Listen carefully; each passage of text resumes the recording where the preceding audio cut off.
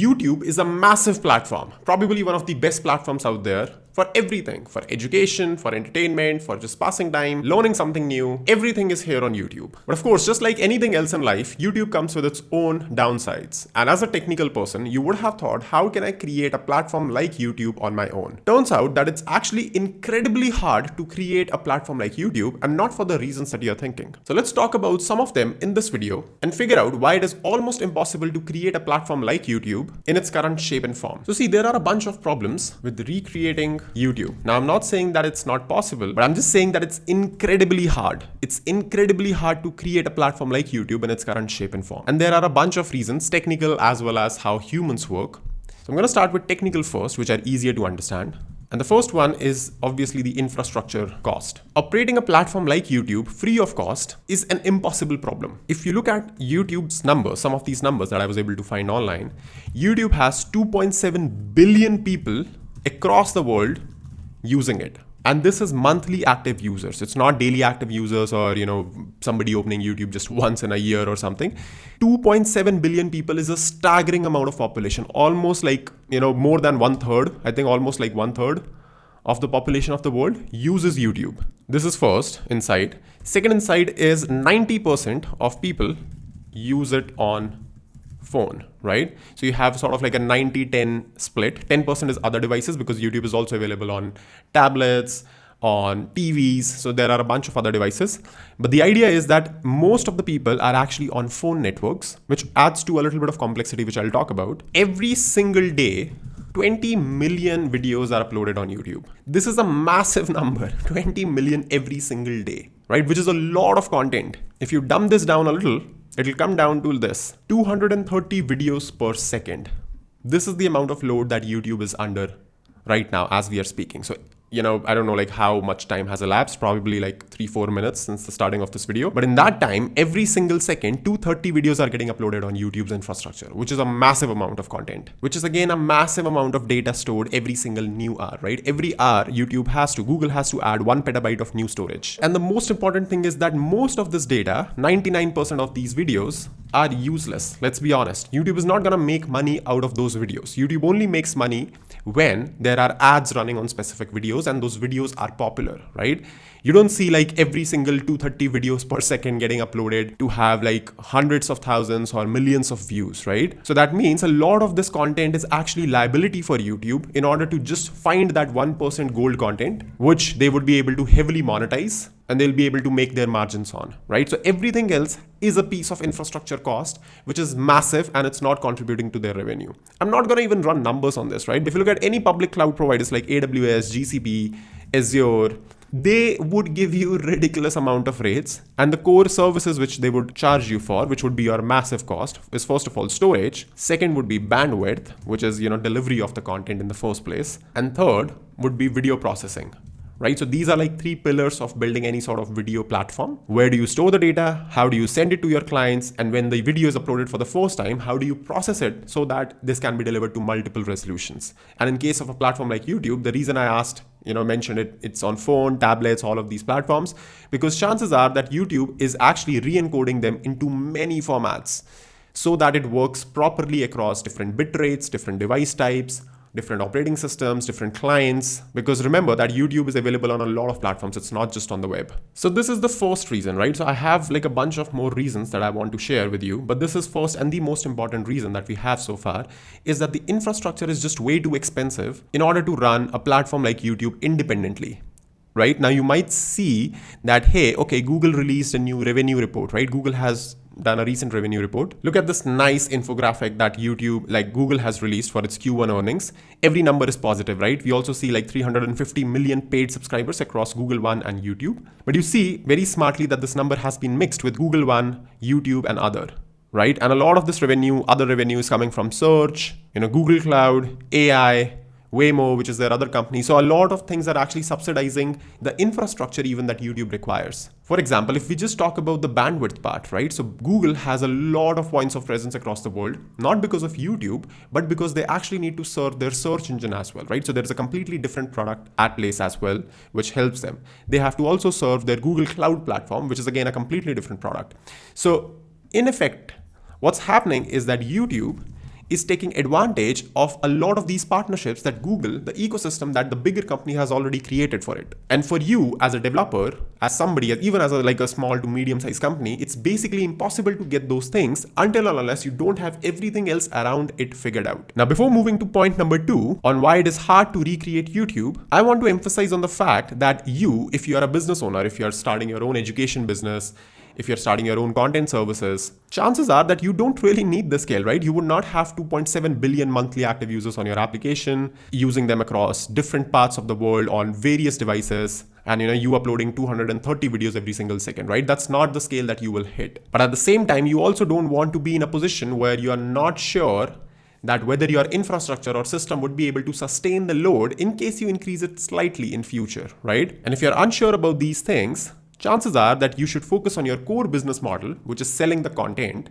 and let the video streaming and the security of that content handled by somebody else. And that is where today's sponsor, VideoCypher, comes into play. VideoCypher is a secure video hosting and an end-to-end solution for doing everything video related. Now, YouTube as a platform does not use DRM because it's effectively free of cost to use, right? But your content, most likely, if you are creating any course, any entertainment content, anything that you are putting on your own platform, chances are that you are asking people to pay for it. And when you ask people to pay for it, you would obviously want to avoid piracy. That is where things like DRM become super important, because these encryption mechanisms allow you to secure your content even as they are playing on user's device. So nobody can capture it, nobody can download these files and pirate it. All of this is a one-click setup with VideoCypher when you sign up with them, and you get all these security features including watermarking, screenshots, screen captures, everything that you want, including tracking of who's doing what inside VideoCypher. Now, I have talked about detail in DRM, how it works technically, in a different video. I can link it somewhere in the video itself. But the idea with DRM is that it's a security feature provided by your operating system that VideoCypher helps you use effectively within a few clicks. If you look at VideoCypher, you're going to see that VideoCypher is an AWS technology partner. That means that your content is delivered to the end users using CloudFront as a CDN, which has a lot of points of presence across the world. And that actually reflects in their pricing as well. If you look at VideoCypher's pricing on bandwidth, storage, and processing, you're going to see that the pricing overall comes to be much less than what it would cost you if you do this on your own on AWS. They have a free trial, which you can do without actually spending real money on VideoCypher. I'm going to leave all the links in the description for you to check out. Once again, thanks to VideoCypher for sponsoring this part of the video. And now back to the video. All right, let's talk about second technical challenge, which not a lot of people talk about, and that is recommendation algorithm. And this recommendation algorithm is the core of YouTube's business. See, if you think about it, YouTube only makes money, which is revenue, based on how much content you watch. And this is true irrespective of whether you are a premium user or a free user watching ads. If you're a free user, then of course, the more content you watch, more content equals more ads, right? If you're a free user. If you're a premium user, more content obviously means that you realize the value of premium.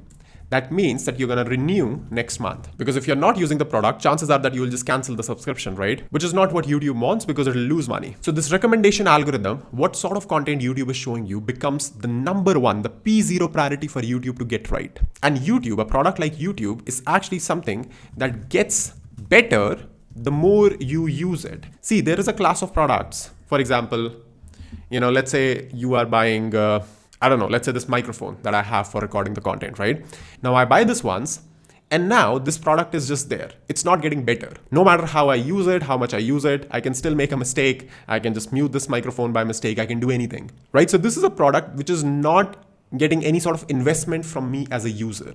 However, if you look at a platform like YouTube, it gets a lot of investment from me as a user based on my history, the kind of topics that I'm watching, the videos that I'm liking, the comments that I'm leaving. The amount of watch time I'm giving to a specific YouTube video determines what next I should see, right? So YouTube effectively gets much more better for me as an individual user the more I use it, because the algorithm understands more of what I should see, what I should learn, what I should do, which creators I should follow. And it creates an effect. It creates an effect where I am sticked to the platform. And if you're trying to create a competitor, a different platform like YouTube, I'm not talking about just you, I'm talking about every single company out there like Meta, Amazon, big companies that have budgets and stuff to pull it off. Even if they try to create the platform like this, the human attention is limited, right? You have only so many hours in a day.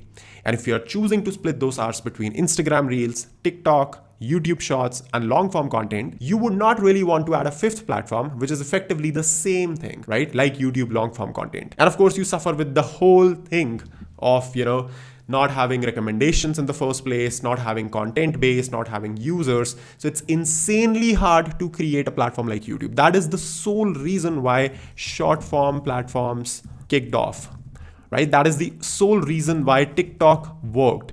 Because TikTok is not a clone of YouTube. It was never a clone of YouTube. It allowed you to quickly create a video, add filters, and publish it in 9:16 format, right? In vertical format. And that is why, everyone else copied it, because this was a new format for the first time, which people figured out that outside of YouTube, hey, we can do that. And we can make it live inside our platforms, which is different, cheap, and something new. So I would say this recommendation algorithm is again one of the technical modes of YouTube in long form content. Because long form and short form are very different content forms, right? In short form content, you're looking for bursts of entertainment, memes, jokes, most people, right?